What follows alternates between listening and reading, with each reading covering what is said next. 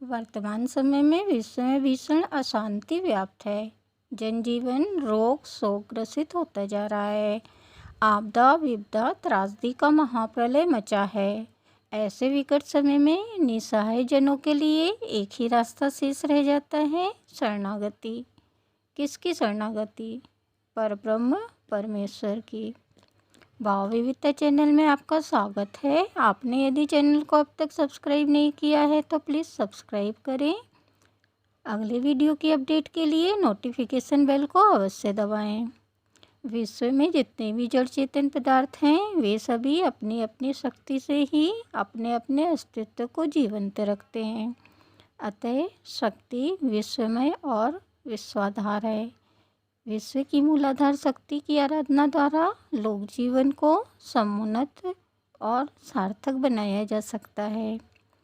परब्रह्म की आराधना जिस रूप में भी की जाए, साधक उसके प्रभाव से असीम कृपा का पात्र बन रोग द्वेष दुखों से पूर्णतः मुक्ति प्राप्त करता है। श्रुति अनुसार यतो वा इमानि भूतानि जायन्ते येन जातानि जीवन्ति यत् प्रयत्यानि संविंशन्ति तद ब्रह्म। अर्थात जिससे प्राणी वर्ग जन्म ग्रहण करते हैं, जिसके द्वारा जन्म ग्रहण करने के उपरांत जीते हैं और अंत में प्रयाण काल में जिसमें प्रवेश कर जाते हैं, वही ब्रह्म है। परब्रह्म परमात्मा जगत की सृष्टि स्थिति और संहार के कारण है। ये वेद शास्त्र सिद्ध विषय है। सर्वोपरि शक्ति ब्रह्म ही है जो सबका जनक पालक एवं नाशक है। उसी का सर्वमांगल्य रूप माँ भगवती देवी का है।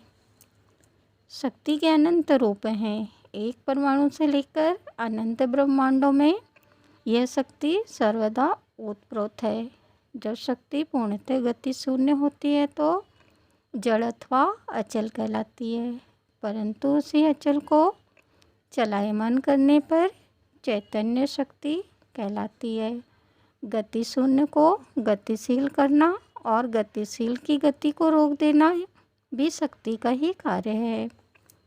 यह विवर्तित विश्व प्रतिक्षण गतिमान है, इसलिए विनाशशील है।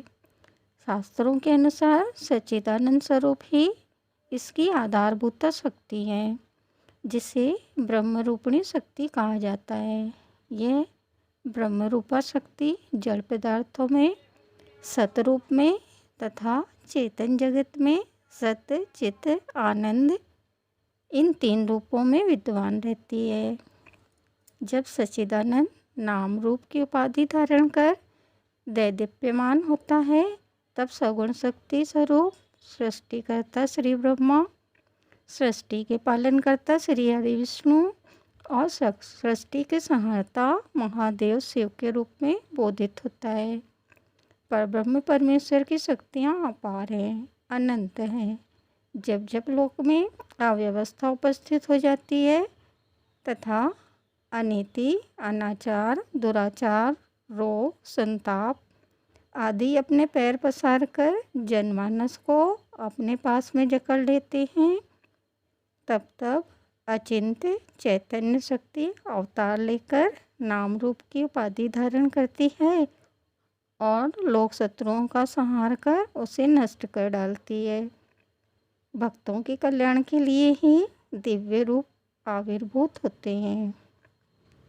जब विश्व की व्यवस्था बिगड़ने लगती है, जनमानस त्राही त्राही करने लगता है, तब दिव्य शक्ति किसी नाम रूप का सहारा लेकर प्रादुर्भूत होती है और निग्रह अनुग्रह के प्रयोगों से लोक धर्म की संस्थापना करती है। परिणामतः लोकमानस की विकलता दूर होकर वह भय संताप मुक्त हो जाता है।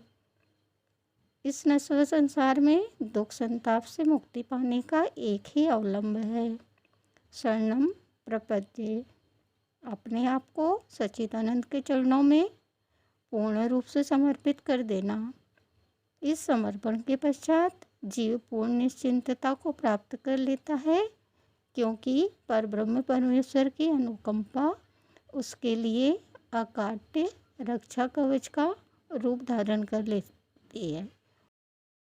ओम नमो भगवते वासुदेवाय नमः।